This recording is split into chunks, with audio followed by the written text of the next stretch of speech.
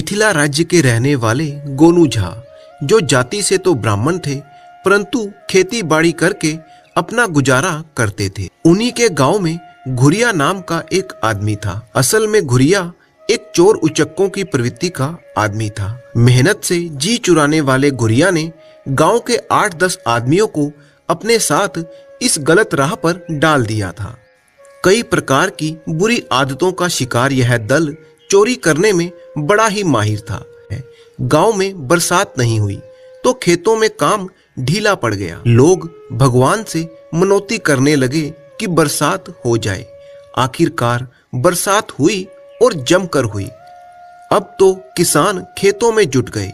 एक साथ सबका काम शुरू हुआ तो मजदूरों का अकाल सा पड़ गया। मजदूरों ने भी मौका जानकर अपनी मजदूरी बढ़ा दी।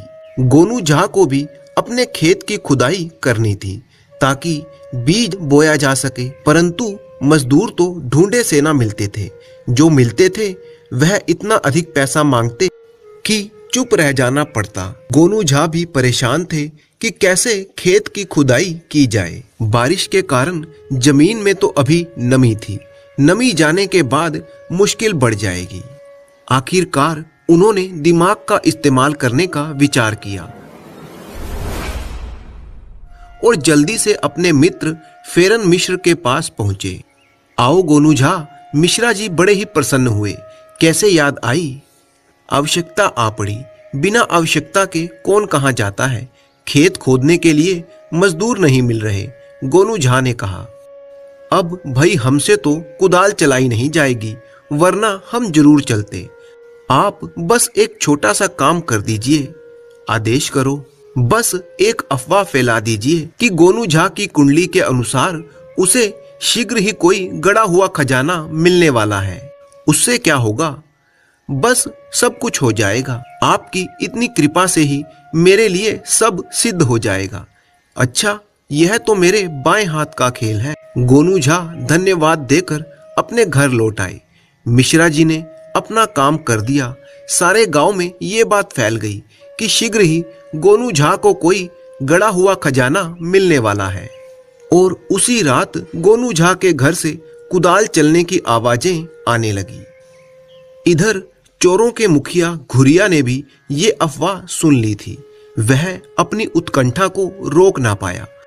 उसने गोनू झा के घर जाकर कुदालों के चलने की आवाजें सुनी। वह गोनू झा के घर जा पहुंचा।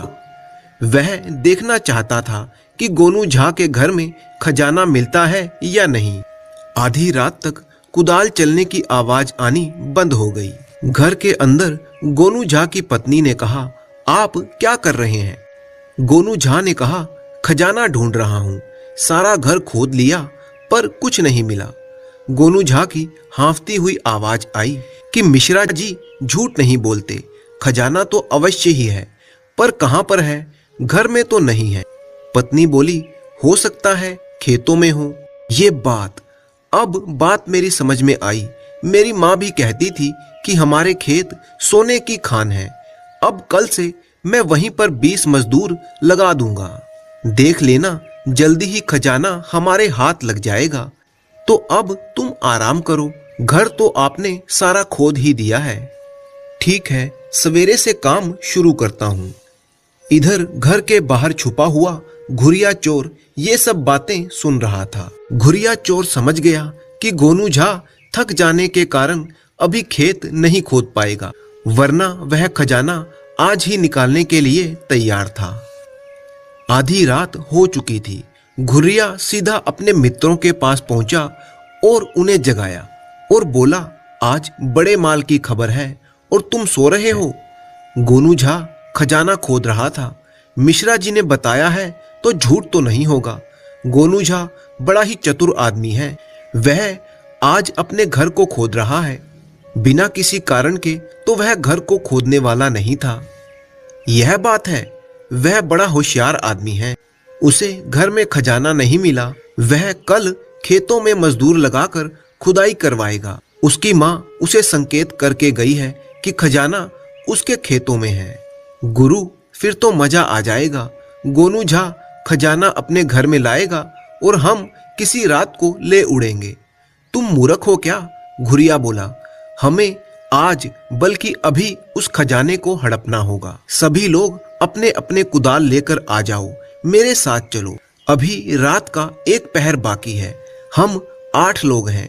जब तक गोनू झा जागकर खेतों में पहुंचेगा तब तक हम माल बटोर लेंगे।